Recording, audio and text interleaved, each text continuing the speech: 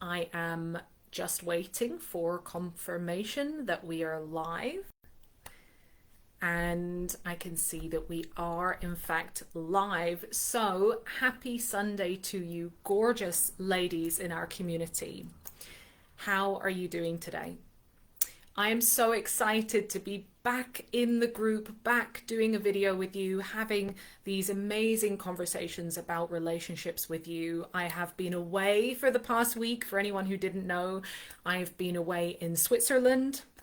I did some traveling in the French part, in the German part, in the Italian part, and I did some amazing hikes as well. So I'm coming back feeling so refreshed and so ready to start reviving this conversation with you about our relational life. So if you are watching live, then let me know you're here. You can just say hi in the comments and get involved. Let me know what your thoughts and feelings are on this topic. And if you're watching on the replay, then please can you give us a little cheeky hashtag replay. And that way we can get this video spreading as far as we can, and we can actually work with the Facebook algorithm.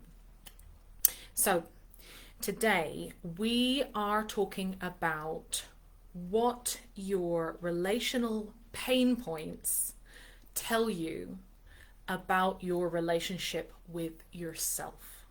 Okay. So this is such an important topic because our relationship with ourselves is actually the core piece of all of our relationships in our life. So one of the things that I love about relationships and about our relational journey is that our relational journey is the biggest and most divine mirror that we have to mirror back to us where it is that we still need to heal, where it is that we still need to grow into a bigger version of ourselves, and where it is in our life that we're still abandoning ourselves, that we need to learn how to honor ourselves more fully. So my philosophy on relationships, and this is the philosophy that I offer to my clients as well, is that our relationships can be a pathway for us growing into the relational goddess who we were born to be. They can be a mirror for us to improve our relationship with ourselves. So in today's video, I am going to go over a couple of scenarios with you, a couple of pain points that you might be experiencing in your relational journey right now. And we've got Lisa here. Hey, Lisa. So I'm going to go over a couple of pain points, and you can let me know if these resonate with you, which of these resonates with you more deeply. And I'm going to offer, okay, a potential relationship that this might reveal with yourself. And it's so good to have you here, Lisa, as well. I think the last couple of lives we haven't had you, and you are so valued. I love having you here. So I'm going to talk about some of the pain points that you might be experiencing in your relational life and what they can suggest about your relationship with yourself. And then stick around because I'm going to share a personal story from my life and what my last relationship revealed to me, what the pain points revealed to me about my relationship with myself, and where it was that I needed to heal and where it was that I needed to grow. So you might find, let's go over a couple of pain points in your relational life. And this could be, if you're in a relationship, it'll be with your partner most likely. If you are single at the moment, it might be showing up with family members or people who are really close to you, or maybe even in places like at work, in all of your relationships. Just kind of feel in to see what resonates with you. So one example of a pain point that we can sometimes have is feeling like we're being criticized. Okay, so if this is a pain point that you have been experiencing in your life, maybe with your partner, that you feel that they can be kind of critical of you, or your boss, or your parents, your family, your siblings. If you feel that this is a big pain point in your relational life right now, sister, I invite you to look at your relationship with yourself and to see, am I being self-critical? Is this something that I need to work on in my life? Am I compassionate towards myself, or do I have a really harsh inner critic? Okay, so chances are when we get into dynamics with people where we are feeling criticized, very often that is because we ourselves are heavily self-critical. And because we haven't learned yet how to give ourselves the self-compassion and the love, and the acceptance and the softness that we actually crave, we start looking to our relationships for them to give it to us. We start looking to other people. And when they don't give it to us, that's when it hurts the most. And the reason might well be that it's because we're not giving that to ourselves. Okay, so feel into that and see if you kind of resonate with that, sister. And I'm just catching up with some of the comments, and Lisa's saying that this hits hard because now I don't feel criticized because I love me so much. And then, but in the past, ... And this is so much a part of, you know, how I help women, is learning how do our relationships reveal to us what it is that we need to work on with ourselves as well. Okay, so another example is self-love. So chances are, if you're someone who lacks in self-love, and if you are, I just want to say that this is my story too. This is my history of not feeling connected with my own self-love. Chances are what you are going to see play out in your relationship life is that you are not going to feel loved. You are not going to feel cared for or acknowledged or honored or respected. And so if you are feeling a lack of love in your relationship life, again, I would like to offer the invitation for you to look at your relationship with yourself. And are you able to give yourself more of that love that you're not currently finding in your relationships? Okay. Boundaries. Oh my gosh, ladies. I have worked with clients, and I have been the woman who has had family members overstep my boundaries, where I've had people in my life, friends, not close friends, but friends, people in my circle, people at work, overstep my boundaries. And what does that reveal about your relationship with yourself? Well, for me, it revealed that I wasn't honoring my boundaries, that I hadn't owned my boundaries. And so my relationships were mirroring that back to me. And because I wasn't committed to my own boundaries, I looked to other people to honor them for me. So just feel into this, gorgeous lady.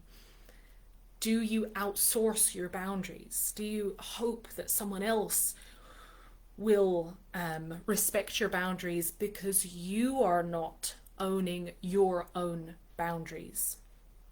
Is that something that is a mirror to you in you owning your own boundaries? Okay.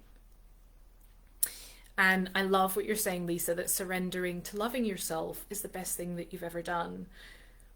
And truly, when we work on our relationship with ourselves, not only does that improve the relationships that we're in, but the opposite is true as well, that the more we use our relationships as a mirror, the more that we can actually learn to love ourselves. And that's what I love about relationships. So another example is have you ever, I'm laughing because I've experienced this one. Have you ever felt frustrated by a partner or by someone in your life who just doesn't um, pull their weight, or just doesn't isn't motivated? They're not, pursuing their goals. They seem a bit lazy. Might be a term that you feel or that you associate with them. What does this reveal about your relationship with yourself? Is there an area in your life that you're not allowing yourself to fully pursue? Is there a part of yourself who is neglecting your big goals, who is scared to take action in the world? And so when you see this in your relationships, you feel frustrated, you feel angry. How is this a mirror to you and yourself as well? So I said that I would share a little story about my life, and I'm going to do that now. So in my last relationship, my biggest frustration, my biggest reoccurring frustration was that I felt neglected. Okay, I felt emotionally neglected, like my needs were not being met. And for so long, for so many years, I made this about the other person, that the other person was not meeting my needs, that the other person was the issue, and that there was nothing I could do about it. Okay, feel into if you can resonate with that, gorgeous lady.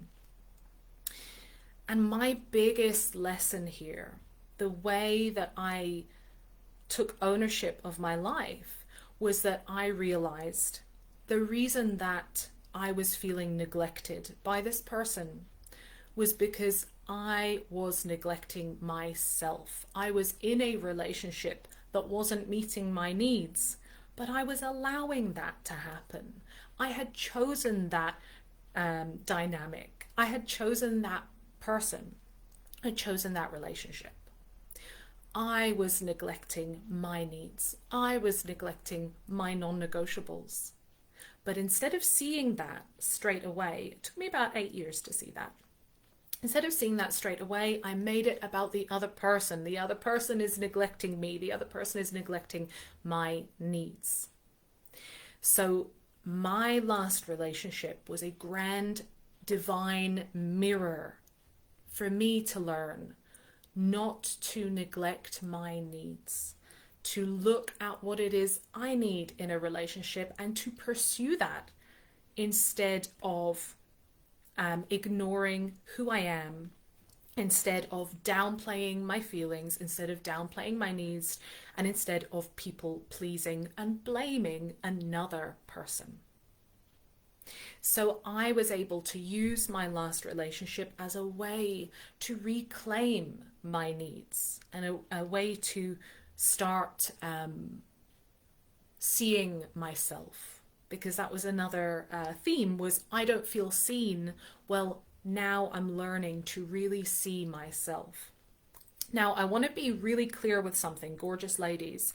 I am not suggesting that what is happening in your relational life is fine and okay, and all you need to do is improve your relationship with yourself. I'm not saying that. If someone is overstepping your boundaries, that is real, that is valid, that is a legitimate relational dynamic that is happening. And it is a reflection of something that is going on inside of us. So the two things can both be true. We might have something in our relational life that is real, that is really happening. You might really be in a relationship with someone who is unkind or has unkind words.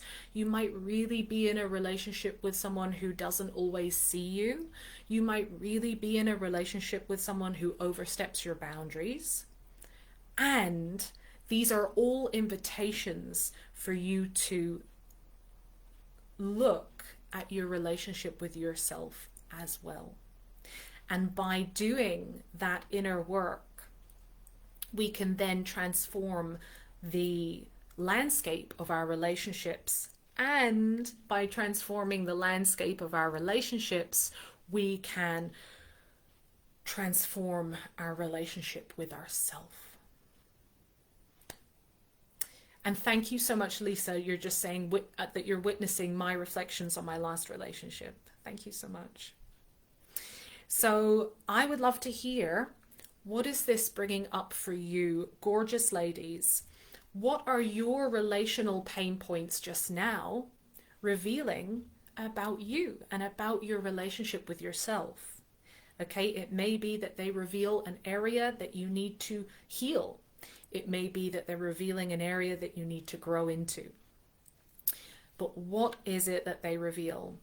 And what I would love to say is, firstly, if you are even watching this video today and you're even considering, what does this pain point tell me about myself? If you are in that position, you are doing such amazing work. You are climbing out of victimhood and you're stepping into ownership. And that is such a powerful thing for you to be doing.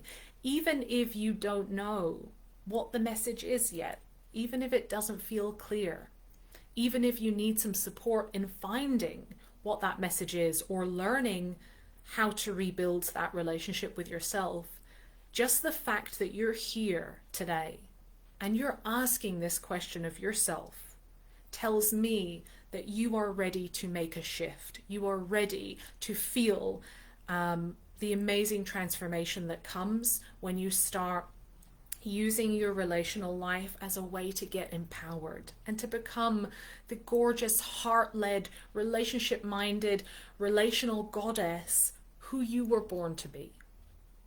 Okay, so I hope this is resonating with you. Let me know what your biggest takeaway is in the comments below. What is your pain point telling you about yourself, about where you have to grow or where you have to learn, something that you can work on in terms of your relationship with yourself? I would love to hear.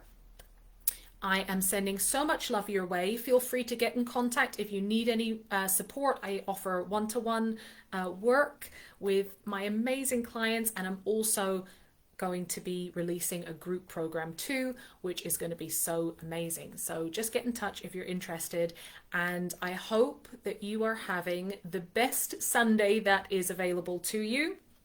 I'm sending so much love your way. And thank you, as always, for being a member of this community. Okay, take care. Mwah!